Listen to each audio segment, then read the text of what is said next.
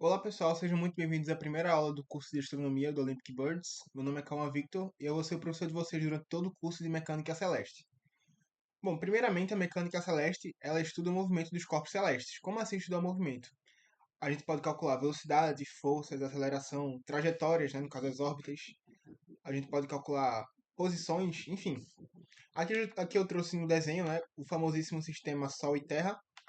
Nesse sistema, a gente poderia calcular, por exemplo, a velocidade que a Terra percorre, né, na trajetória ao redor do Sol, o formato dessa trajetória, que seria a órbita, a distância entre o Sol e a Terra, a força que é aplicada, força gravitacional, que é a velocidade, enfim, todas essas coisas.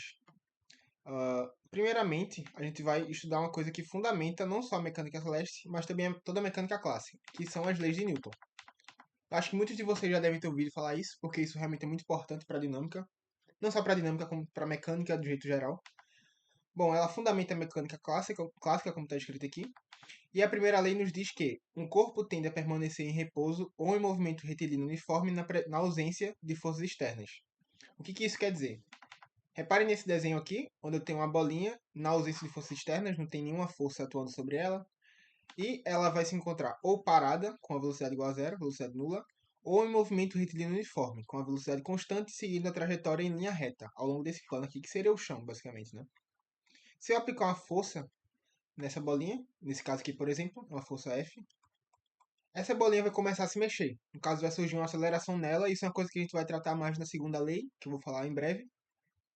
Se a gente fizer uma força desse outro lado aqui, oposta à velocidade, essa velocidade vai começar a diminuir, a bolinha vai parar, e depois ela vai começar a retroceder, como se estivesse freando a bola. Bom, a segunda lei, ela é conhecida como o princípio fundamental da dinâmica, e ela enuncia que a força resultante em um corpo é igual à variação do seu momento linear. Como assim? Primeiramente, o momento linear, talvez alguns de vocês nunca tenham ouvido falar disso, ele é igual a um produto entre a massa de um corpo e a sua velocidade. P é igual a massa vezes a velocidade. Aqui tem essa setinha em cima, porque isso é uma grandeza vetorial, certo? Bom, essa força aqui, no caso, essa equação, ela pode parecer estranha para alguns de vocês que já estudou a segunda lei, porque geralmente o que aparece para a gente é F igual a ma, massa vezes a aceleração. Mas esse daqui é só um caso específico dessa equação, que é um caso mais geral, e eu vou demonstrar ele para vocês. Esse caso, ele vai ser o caso em que a massa vai ser constante. Massa constante. A gente vai ter aqui a força, como está escrito aqui em cima, vai ser a variação do momento, ΔP, por ΔT, variação do tempo. Intervalo de tempo, no caso, né? O momento, como ele é igual a massa vezes a velocidade, a sua variação vai ser igual a, deixa eu escrever aqui, a sua variação vai ser igual a massa inicial, M1, massa final no caso, perdão, massa final, vezes a velocidade final, V2, menos a massa inicial, M1, vezes a velocidade inicial, V1. Tudo isso dividido pela variação no tempo, que é ΔT. Repare que para o caso, em que a massa é constante, M2 é igual a M1. Então esses índices aqui não importam de nada para a gente. M1 igual a M2, que é simplesmente M, a massa do corpo. Reparem que nessa equação a gente consegue colocar a massa em evidência. Isso vai nos dar aqui. A força vai ser igual a massa em evidência, que multiplica V2, a velocidade final, menos a velocidade inicial, V1. Tudo isso dividido pelo ΔT. Reparem que V2 menos V1, velocidade final menos a inicial, vai ser simplesmente ΔV. ΔV, a variação da velocidade. Deixa eu ajeitar isso aqui para ficar mais bonito. M ΔV por ΔT. Só que ΔV por ΔT é simplesmente nossa aceleração, ΔV por ΔT. Então a gente pode simplesmente colocar a aceleração aqui nessa equação, substituindo essa coisa aqui, né? A gente só exclui isso aqui e coloca a massa vezes a aceleração. E essa é a segunda lei de Newton, a forma mais famosa dela, que é para o caso em que a massa é constante. Que é basicamente o caso mais comum para a gente. A gente não vai ter um planeta cuja massa varia, ou uma estrela cuja massa varia. A gente pode simplesmente considerar que essa é a segunda lei de Newton, né? Somente para casos específicos isso aqui é válido, certo? Agora, partindo para a próxima lei, que é a terceira, que é a lei da ação e da reação, ela nos diz que a toda força de ação opõe-se a uma força de reação. Eu não escrevi aqui, tá? Mas essas forças, elas possuem direções iguais, sentidos opostos do mesmo módulo. Eu vou explicar mais isso mais tarde, certo? Bom, analisando os desenhos aqui, que são os exemplos que eu coloquei, a gente vai ter uma bola que está sendo jogada, né? Ela vai bater no chão e ela vai quicar e vai subir lá para cima. Por que que ocorre esse kick, né? Reparem que quando a bola, reparem que quando a bola cai no chão, ela aplica uma força sobre o chão, né? Uma força de impacto. Essa força, a ela vai surgir uma força de reação, que vai ser o chão empurrando a bola para cima. O chão vai empurrar a bola para cima, que eu vou colocar uma força F, e aqui vai ser igual menos F, já já eu falo sobre esse menos, tá?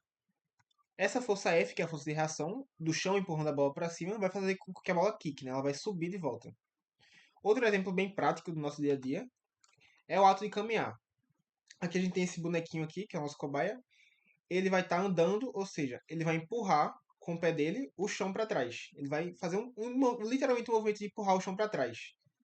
Esse movimento aqui, opa, deixa eu colocar uma cor. Esse movimento F. Aí esse movimento não, essa força F, vai surgir uma força de reação que vai ser o chão empurrando o nosso carinho para frente. Não necessariamente o pé dele, tá? O corpo vai ser empurrado para frente e é por isso que esse carinha ele vai começar a andar. Vou colocar essas setinhas aqui para indicar que ele está andando, em movimento, certo? Aqui novamente vai ter o menos F. O que é esse menos F? Eu falei no começo, né, quando eu estava falando da terceira lei, que essas forças de ação e reação possuem mesmo módulo, mesmo no caso, sentido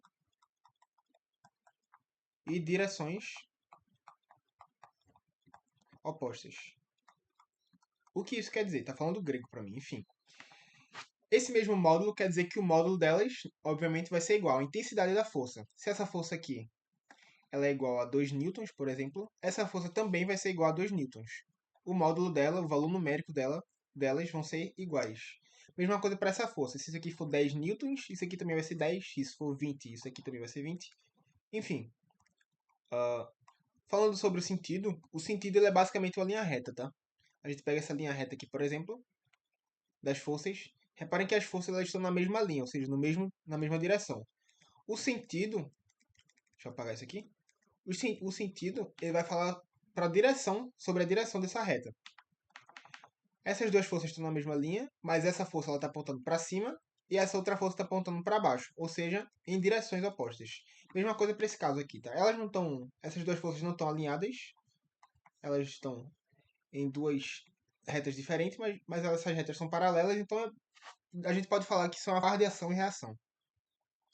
Reparem também que essas forças estão em sentidos opostos, por isso esse menos aqui. Esse menos indica o sentido de oposto. Essa força é oposta a essa, menos F, certo? Bom, agora que a gente terminou de falar sobre a terceira lei, sobre todas as leis no caso, né? A gente vai falar sobre uma lei, que é a lei da gravitação universal, e ela fundamenta a mecânica celeste, tá? Essa lei foi enunciada pelo Newton, também pelo Newton, e ela descreve a força de interação entre duas massas. Como assim? Suponha que você tem duas massas aqui, uma massa com massa m1 e outra com massa m2. Elas estão a uma distância r, como está escrito aqui. E por causa da presença dessas duas massas, vai surgir duas forças, que no caso são um par de ação e reação, né? Segundo a terceira lei. Essa força vai ser a força gravitacional. E o módulo dela, a intensidade dessa força, vai ser descrita como F igual a G m1 m2, ou seja, o produto das massas, dividido por r ao quadrado, que seria a distância entre elas ao quadrado. Essa equação, na verdade, como ela foi formulada, né? Essa lei nos diz que a força é proporcional ao produto das massas, ou seja, m1 vezes m2, dividido pela distância entre elas ao quadrado, r ao quadrado. Na física, quando você tem uma proporção, isso aqui indica o sentido de proporção, tá? F é igual a proporcional a todo esse carinha aqui, tá?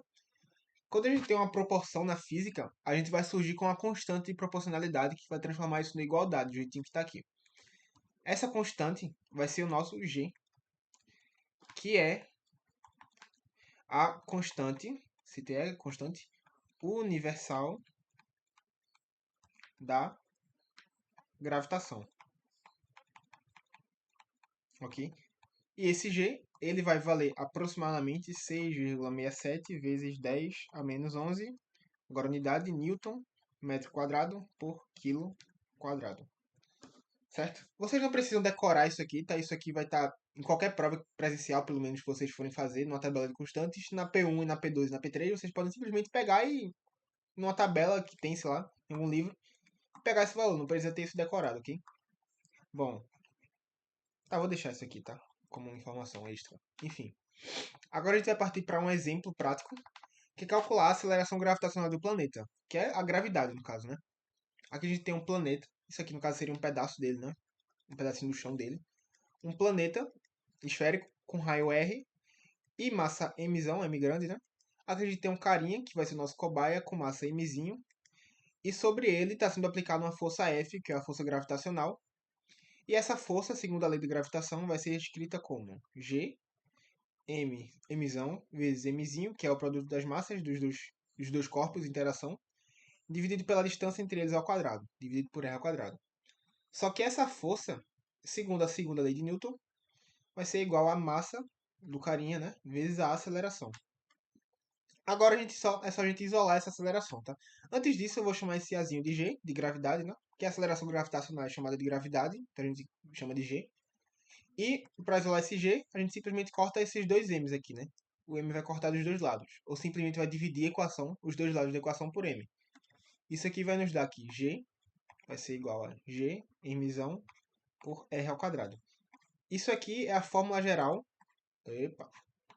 para o cálculo da aceleração gravitacional, da gravidade de um planeta. Um planeta com massa m e raio r ao quadrado vai ter uma gravidade igual a gm por r ao quadrado. O que essa equação nos diz? Tem uma coisa muito importante aqui. A gravidade de um planeta, ele não depende da massa do carinha de teste. Por exemplo, esse carinha aqui ele poderia ter 100 quilos, poderia ter 200, 300, ou poderia ter 2 gramas. A gravidade a qual ele está sendo submetido seria a mesma, porque na equação da gravidade não aparece a massa dele aqui. Não tem essa relação de dependência, certo? Bom, a gente pode calcular, usando essa equação aqui, a gravidade na Terra, né? Se a gente substituir os valores. A gente vai ter que G é igual a 6,67 vezes 10 a menos 11 Newton metro quadrado por quilo quadrado. Como eu tinha falado antes, né? A massa da Terra, deixa eu escrever aqui bonitinho, né? A gravidade na Terra vai ser igual a G, massa da Terra, dividido pelo raio da Terra, raio RT, ao quadrado. A massa da Terra, ela é aproximadamente, isso aqui também é aproximadamente, 5,97 ou é 96, eu não lembro, talvez. Enfim, 97 ou 96 não vai dar um erro tão grande. 5,97 vezes 10 a 24 quilos. E o raio da Terra, ele é igual a aproximadamente 6,38 vezes 10 a sexta metros. Se a gente pegar esses valores e colocar nessa equação, e a gente vai obter que o nosso G, gravidade na Terra, vai ser aproximadamente 9,81. Opa, perdão. 9,81 metros por segundo ao quadrado, tá? Isso aqui é a gravidade na Terra, geralmente a gente aproxima isso para 10, né? Na maioria dos exercícios, aproximado para 10. Mas esse é o valor mais exato da gravidade na Terra. Por fim, a gente vai fazer um outro exemplo, que vai ser calcular a gravidade da Terra. Não a gravidade de alguém que está na Terra, mas a gravidade do próprio planeta Terra, devido à presença do Sol. Aqui a gente tem novamente o sistema Sol e Terra, tá? A distância entre os dois, que eu chamei de D. Aqui a gente tá vendo representado a força que o Sol aplica sobre a Terra, a massa da Terra e a massa do Sol. Tudo que a gente precisa para calcular a força de interação entre eles, tá? Bom, aqui a gente tem cálculo da aceleração gravitacional que o Sol causa na Terra. Bom, primeiramente equacionando a força, né, entre os dois, segundo a lei da gravitação universal, vai ser G, sempre a nossa constante presente, igual a G, no caso, G que multiplica ms, a massa do Sol, vezes a massa da Terra, dividido por d ao quadrado, que é a distância entre os dois ao quadrado. Essa força, segundo a segunda lei de Newton, vai ser igual à massa da Terra vezes a gravidade. Vou chamar de G, simplesmente G. Por que a massa da Terra? Você pode estar se perguntando aqui, tá? Porque a gente quer calcular a aceleração da Terra, a aceleração que a Terra sofre. Então a gente coloca o mt aqui de m da massa da Terra. Se a gente quisesse calcular a gravidade que o Sol sofre devido à Terra, porque ele é atraído pela Terra, certo? Segundo a terceira lei de Newton. Só escrever isso aqui como curiosidade. Segundo a terceira lei de Newton, vai aparecer uma força de reação aqui que a Terra aplica sobre o Sol, certo? Mas essa força é tão pequena que a gente nem... Tão pequena não. A aceleração causada por essa força é tão pequena que a gente desconsidera ela. Bom, por isso que a gente coloca esse mt aqui, que é para calcular a gravidade da Terra e não do Sol, certo? Bom, a gente novamente vai cortar as massas aqui, né? mt por mt, vai cortar.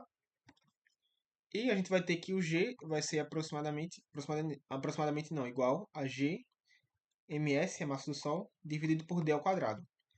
Se a gente substituir os valores aqui, tá? Eu não vou escrever o G novamente, coisa pra cacete. G vai ser igual a essa coisinha aqui, né? 6,67 vezes 10 a menos 11.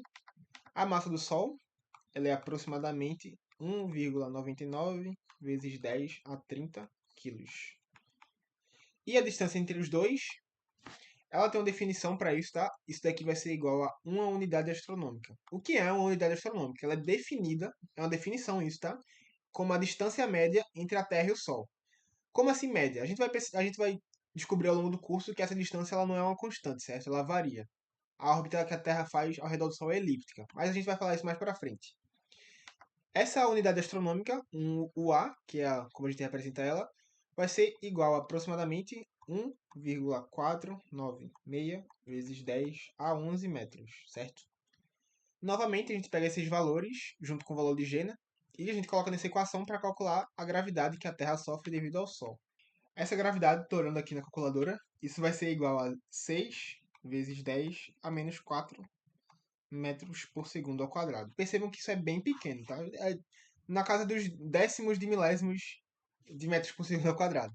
Só que isso já é o suficiente para manter a Terra em órbita ao redor do Sol, correto? Bom, então foi isso a aula de hoje, pessoal. Essa foi a nossa primeira aula. Falei um pouco sobre a lei da gravitação universal, falei sobre as leis de Newton. Na próxima aula, que vai sair na sexta, as minhas aulas saem sempre na sexta, a gente vai falar sobre as leis de Kepler, vai falar sobre órbitas circulares. Talvez eu fale um pouco sobre elíptica. Só citar assim, a elíptica vai ficar mais pra frente. E é isso, pessoal. Espero que vocês tenham gostado da aula.